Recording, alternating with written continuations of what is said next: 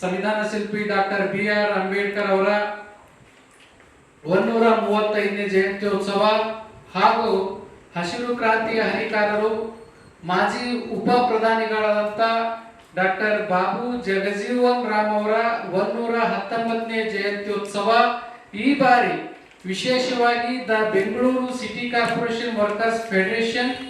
ಮತ್ತು ಜಯ ಭಾರತ ಮಾತಾ ಸೇವಾ ಸಮಿತಿ ನವದೆಹಲಿಯ ಸಂಯುಕ್ತ ಆಶ್ರಯದಲ್ಲಿ ಈ ಒಂದು ಸಿಟಿ ಕಾರ್ಪೊರೇಷನ್ನ ಪೌರ ಕಾರ್ಮಿಕರು, ನೌಕರ ವರ್ಗದವರು, ಅಧಿಕಾರಿ ವರ್ಗದವರ ಉಪಸ್ಥಿತಿಯಲ್ಲಿ ಹಾಗೂ ಎಲ್ಲ ಕನ್ನಡ ಪರ ಸಂಘಟನೆಗಳ ಪ್ರಮುಖರ ಮತ್ತು ದಲಿತ ಪರ ಸಂಘಟನೆಗಳ ಪ್ರಮುಖರ ಒಂದು ಸಹಯೋಗದಲ್ಲಿ ಇದೇ ಏಪ್ರಿಲ್ನ 14ನೇ ತಾರೀಕಿನಂದು ಬೆಂಗಳೂರಿನ ಫ್ರೀಡಂ ಪಾರ್ಕ್ ನಲ್ಲಿ ಅತಿ ಭವ್ಯವಾಗಿ ಆಚರಿಸಲಾಗ್ತಾ ಇದೆ. ವಿಶೇಷವಾಗಿ ಅಂದು ಬೆಳಿಗ್ಗೆ 9 ಗಂಟೆಗೆ ಗ್ರೇಟರ್ ಬೆಂಗಳೂರು ಪ್ರಾಧಿಕಾರದ ಪ್ರಧಾನ ಕಚೇರಿಯಲ್ಲಿರುವ ಡಾಕ್ಟರ್ BR ಅಂಬೇಡ್ಕರ್ ಅವರ ಹಾಗೂ ಡಾಕ್ಟರ್ ಬಾಬು ಜಗಜೀವನ್ ರಾಮ್ ಅವರ ಒಂದು ಭವ್ಯ ಭಾವಚಿತ್ರಕ್ಕೆ ಮಾನ್ಯ ಆಯುಕ್ತರು, ಬೆಂಗಳೂರು ಸಿಟಿ ಕಾರ್ಪೊರೇಷನ್ ಮತ್ತು 5 ಸಿಟಿ ಕಾರ್ಪೊರೇಷನ್ಗಳ ಆಯುಕ್ತರು ಕೂಡಿಕೊಂಡು ದ ಗ್ರೇಟರ್ ಬೆಂಗಳೂರು ಮಹಾನಗರ ಪಾಲಿಕೆ ಒಂದು ನೌಕರ ಸಂಘದ ಅಧ್ಯಕ್ಷರು, ಪದಾಧಿಕಾರಿಗಳು ಇವರ ಒಂದು ಉಪಸ್ಥಿತಿಯಲ್ಲಿ ಡಾಕ್ಟರ್ BR ಅಂಬೇಡ್ಕರ್ ಹಾಗೂ ಬಾಬು ಜಗಜೀವನ್ ರಾಮ್ ಅವರ ಪ್ರತಿಮೆಗೆ ಮಾಲಾರ್ಪಣೆ ಮಾಡಿ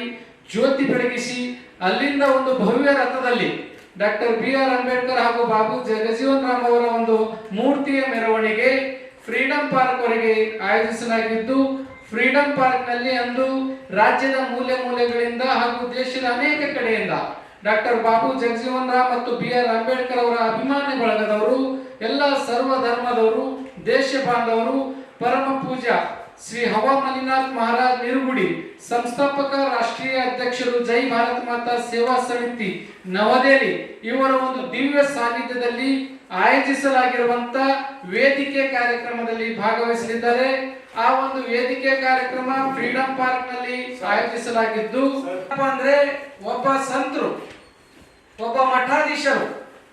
ದೂರದ ಕಲಬುರಗಿ ಸೇರಿದಂತೆ ಮಹಾರಾಷ್ಟ್ರದಿಂದ ನೂರಾರು ಸಂಖ್ಯೆಯಲ್ಲಿ ದೇಶ ಬಾಂಧವರನ್ನು ಬೆಂಗಳೂರಿಗೆ ತಂದು ಬೆಂಗಳೂರಿನ ಫ್ರೀಡಂ ಪಾರ್ಕ್ ನಲ್ಲಿ ಡಾಕ್ಟರ್ BR ಅಂಬೇಡ್ಕರ್ ಹಾಗೂ ಬಾಬು ಜಗಜೀವನ್ ರಾಮ್ ಅವರ ಜಯಂತಿ ಆಚರಿಸ್ತಾ ಇದ್ದಾರೆ. ಒಂದೇದು. ಇದಕ್ಕಿಂತ ಮೊದಲು ಕೊನೆಯ ವರ್ಷ ನಾವು ಮಧ್ಯಪ್ರದೇಶದ ಮಾವು ಅಂಬೇಡ್ಕರ್ ಅವರ ಒಂದು ಜನ್ಮಸ್ಥಳ ಇದ್ದಂತ ಒಂದು ಗ್ರಾಮದಲ್ಲಿ, ಆ ಊರಿನಲ್ಲಿ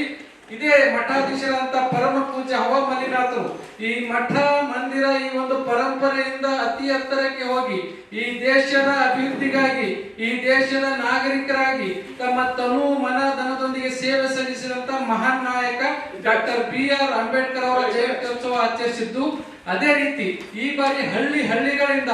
ಎಲ್ಲಾ ಧರ್ಮದ ದೇಶ ಬಾಂಧವರನ್ನು ಕರೆತಂದು ಬೆಂಗಳೂರಿನ ಫ್ರೀಡಂ ಪಾರ್ಕ್ ನಲ್ಲಿ ಆಚರಣೆ ಮಾಡಲಾಗಿದೆ. ಡಾಕ್ಟರ್ BR ಅಂಬೇಡ್ಕರ್ ಅವರು ಮೂಲಭೂತ ಹಕ್ಕುಗಳು ಸಂವಿಧಾನದಲ್ಲಿ ಸಮಸ್ತ ಭಾರತೀಯರಿಗೆ ನೀಡಿದ್ದಾರೆ, ಅದರೊಂದಿಗೆ ಮೂಲಭೂತ ಕರ್ತವ್ಯಗಳು ಸಹಿತ ನೀಡಿದ್ದಾರೆ. ಇವತ್ತಿನ ದಿನದಲ್ಲಿ ಏನಾಗಿದೆಯಪ್ಪ ಅಂದ್ರೆ ನಾವು ಭಾರತೀಯರು ಕರ್ತವ್ಯಗಳನ್ನು ಎಲ್ಲೋ ಮರಿತಾ ಇದ್ದೇವೆ. ಸಂದೇಶ ಕೊಡ್ತಾ ಇದ್ದಾರೆ ಅಂದ್ರೆ ಭವ್ಯ ಭಾರತದ ನಿರ್ಮಾಣಕ್ಕಾಗಿ ಎಲ್ಲರೂ ತಮ್ಮ ಜಾತಿ, ಮತ, ಪಕ್ಷ, ಪಂಥ ದೂರ ಇಟ್ಟು ದೇಶಕ್ಕಾಗಿ ನಾವೆಲ್ಲ ಬಂದು ದೇಶದ ಮಹಾನಾಯಕರ ತತ್ವ ಸಿದ್ಧಾಂತ ಪಾಲಿಸಬೇಕು. ವಿಶೇಷವಾಗಿ ಪೌರ ಕಾರ್ಮಿಕರಿಗೆ ಸನ್ಮಾನಿಸುವುದು, ಅದರೊಂದಿಗೆ ಹಿರಿಯ ನಾಗರಿಕರು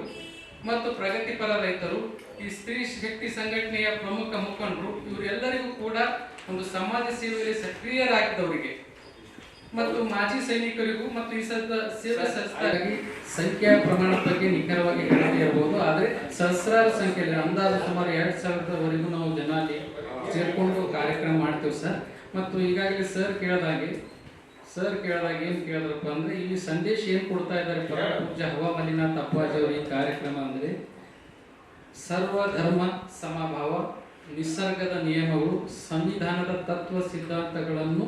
ಚಾಚು ತಪ್ಪದೆ ಸಮಸ್ತ ಭಾರತೀಯರು ಪಾಲಿಸಿದಾಗ ಮಾತ್ರ ಭಾರತ ವಿಶ್ವಗುರು ಆಗುತ್ತೆ ಹೊರತು ಬೇರೆ ಯಾವ ಕಾರಣಗಳನ್ನು ವಿಶ್ವಗುರು ಆಗೋಕ್ಕೆ ಸಾಧ್ಯ ಇಲ್ಲ. ಈ 3 ಮೂಲ ಮಂತ್ರಗಳು ಸಮಸ್ತರು ಪಾಲಿಸಬೇಕಂತ ಒಂದು ಧ್ಯೇಯ ಉದ್ದೇಶ ಅವತ್ತು ನೀಡ್ತಾ ಇದ್ದಾರೆ.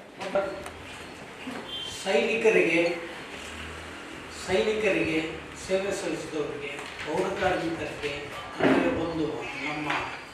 ಹಿರಿಯ